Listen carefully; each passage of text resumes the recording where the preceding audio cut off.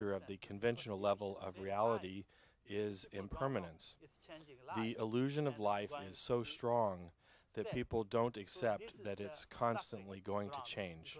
This is a world of suffering because we don't understand the nature of impermanence.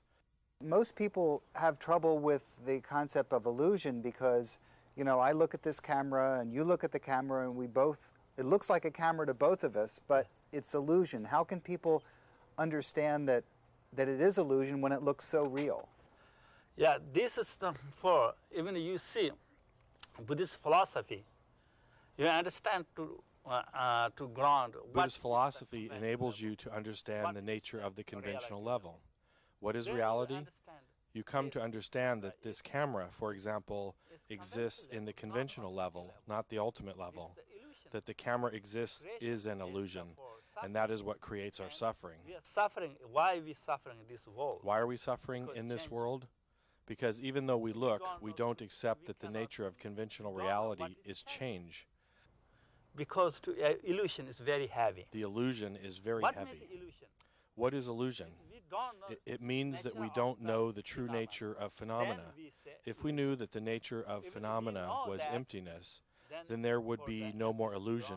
No more illusion, no more suffering, no more attachment. And then we are, enlightenment is stable like Buddha's enlightenment. What is the role in perceiving, in order to perceive reality? How do the emotions either fit in or keep us from perceiving the reality level? The reality level is need to be a lot of effort to study, not only Buddhist philosophy, in all of religion, all of science, all of technology. We need to understand. Those are Buddhist philosophies, all included there. They need to be wisdom. What interdependent originations comes Within from there. Buddhist philosophy, there is the need for wisdom, for what the Buddha called interdependent origination. We need to understand that all phenomena are interdependently connected.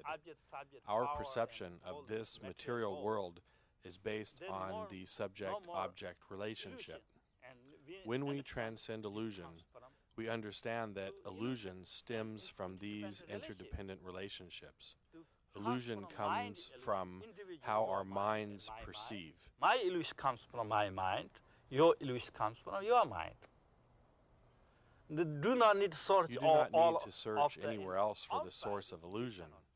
Wherever we search externally, we cannot find the source of illusion because your illusions come from within your mind.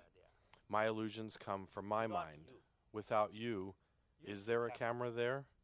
You see the camera, but this is your illusion, not my illusion. My illusion is different. You see the camera from one side, and I see the camera from the other side. These are different illusions, but we both perceive it as one camera. We cling to illusions. I'm wondering about the suffering and the idea that, again, how do our emotions, we were talking back at the house about how the emotions, you know, how do they cause the suffering, and where do they fit into the perception of reality? Yeah, emotion means, you know, everything comes from your mind illusion and your illusion, but they are illusions. There are illusions there, but people don't know that. They think something outside of themselves is what is causing them problems. They search for the source of those problems, but they can't find it. The illusions breed the emotions associated with attachment and desire. And if people cannot control their minds, they become very emotional or even crazy. At that point, it doesn't make sense to them to study Buddhist philosophy. Their illusions are very heavy. So we need to control our emotions through the application of mental power. We need to control our negative tendencies, and we need to increase the positive by accumulating merit. That is, by helping each other, loving each other, by focusing on the positive. To making world peace. We were talking at the house about greed as being one of those emotions you want to get rid of, and how you were saying about how the by having greed inside you, then how that affects the world outside you? The greed is inside your mind.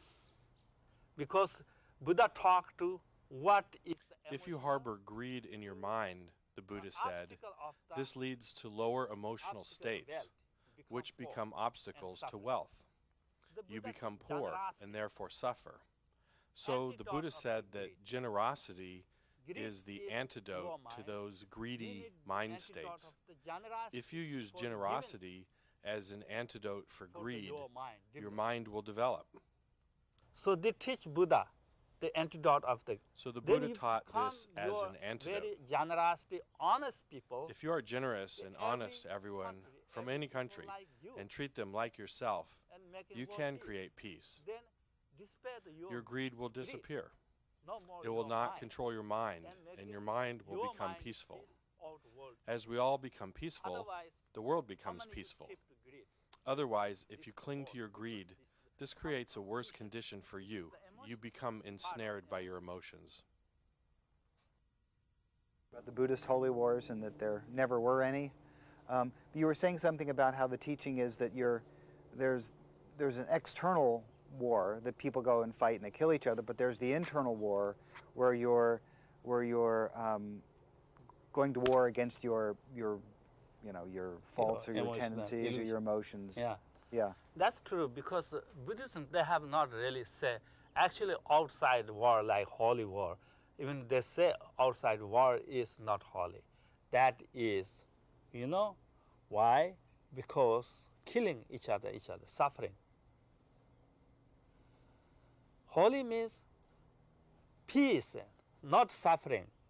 Then holy, I think. That is for you. The war that I think is holy is when you fight against your emotions, your anger, your hatred. You need to study and to fight for wisdom, effort, morality, and generosity. And those types, you need Those qualities are your weapons in your inner war against your uncontrolled emotions. You need to control your emotions and your illusions, and then you are at peace and do not suffer. They are not suffering. And those who have no suffering, they are the holy. Although Buddhism never actually referred to that as a holy war. But it's, even if you said that's a holy war, so even though that's not a war per se, you can call it an internal war. In order for you to become aware, you need to first control your emotions. Then you can help others, like the Buddha did, to control their emotions. Then making world peace. That's the very holy. That's what will lead to world peace, and that is very holy. You are suffering, and others are suffering. But any war where you kill your brothers or sisters, that is